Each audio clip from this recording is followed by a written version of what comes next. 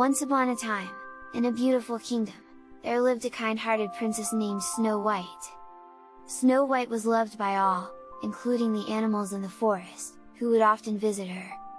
One day, Snow White's stepmother, the queen, became jealous of her beauty and decided to get rid of her. The queen sent a huntsman to take Snow White deep into the forest and kill her. However, the huntsman took pity on Snow White and couldn't bring himself to harm her. Instead, he left her in the forest and told her to never return to the kingdom.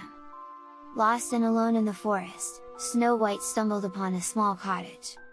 She entered the cottage and found that it belonged to 7 dwarfs who worked in the nearby mines. The dwarfs were hesitant to let Snow White stay with them at first, but they soon realized how kind and gentle she was. They welcomed her with open arms and took care of her. Meanwhile, back at the kingdom, the queen realized that Snow White was still alive and decided to take matters into her own hands. The queen disguised herself as an old woman and went to the dwarf's cottage, offering Snow White a poisoned apple.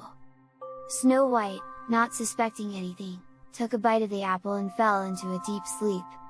The dwarfs were devastated when they found Snow White, and they thought that she was gone forever. However, the prince from a neighboring kingdom had been searching for Snow White and had heard of her plight. He arrived at the cottage and kissed Snow White, breaking the spell and waking her up. Snow White and the prince fell in love, and they got married in a grand ceremony at the kingdom. The queen, who had been hoping to prevent this, was punished for her wickedness. From that day forward, Snow White lived happily ever after with the prince, surrounded by love and joy. And the dwarfs continued to visit her in the palace, bringing gifts from the forest and reminding her of their wonderful time together.